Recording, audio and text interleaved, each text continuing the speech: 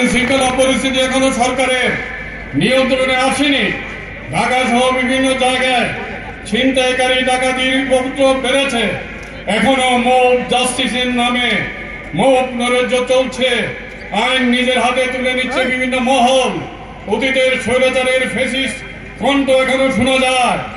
যারা আইনের শাসন গণতন্ত্রের আইনের শাসন এবং গণতন্ত্রের পথে বড় বাধা, যা বর্তমান সরকারের ভাবমূর্তি নষ্ট করছে, সরকারকে বিতর্কিত করছে এবং তার দুর্বলতাকে প্রকাশ করছে। এখানে কোনো প্রতিষ্ঠিত রাজনৈতিক দল সরকারকে বিব্রত করছে না। কারা করছে সরকার তা জানে। এখানে সরকারকে দৃঢ় হওয়া উচিত। ঢালাও মামলার ফলে গ্রেপ্তার বাণিজ্য অব্যাহত আছে। ঢালাও মামলা প্রকৃত অপরাধীদেরকে আড়াল করবে, মামলার জট বৃদ্ধি করবে, বিচারের সময়কে দীর্ঘায়িত করবে। প্রকৃত অপরাধীদের তালিকা যাচাই বাছাই করে এদেরকে দ্রুত বিচারের আওতায় আনতে হবে। এদিকে সরকারের সুনির্দিষ্ট দৃষ্টি দেওয়া উচিত। জাতিসংঘের জুলাই এবং 15 আগস্টের 24 পর্যন্ত যে রিপোর্ট প্রদানের আহ্বান সরকারের প্রতি জাতিসংঘ জানিয়েছে, তা অতি সত্বর জাতিসংঘের কাছে প্রেরণ করা প্রয়োজন। এর ফলে দেশে আইনের শাসন, মানবাধিকার প্রতিষ্ঠার পথকে সহজতর করবে।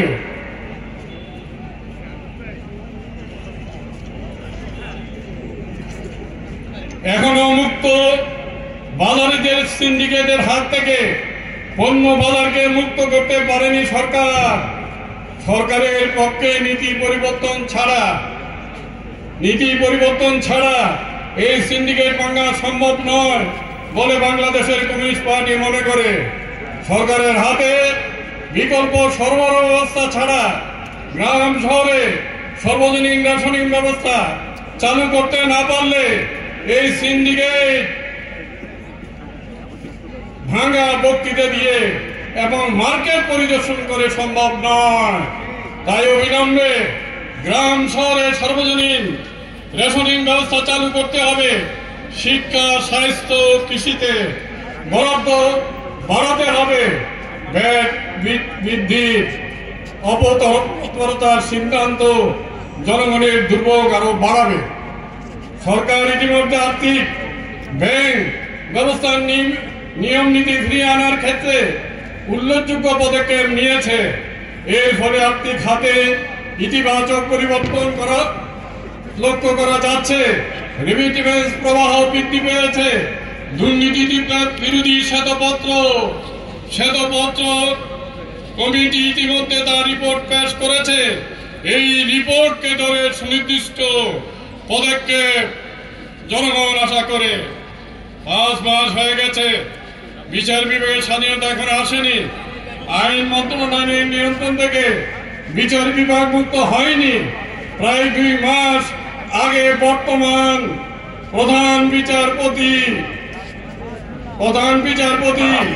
বিচার বিভাগের স্বাধীনতা নিয়ে সুপ্রিম জুডিশিয়াল কাউন্সিল গঠনের সুনির্দিষ্ট প্রস্তাব সরকারের কাছে দিয়েছিলেন, কিন্তু তার কোনো অগ্রগতি জনগণ এখনো দেখছে না।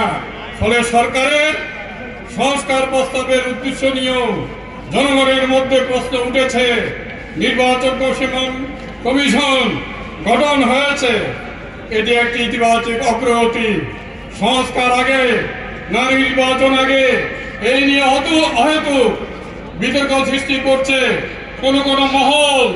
সংস্কার ও নির্বাচন সাংঘর্ষিক নয়, এটি পরস্পরের পরিপূরক। এটা চলমান প্রক্রিয়া। আগেও স্বৈরাচারী সরকার বলতো গণতন্ত্র চান না উন্নয়ন চান।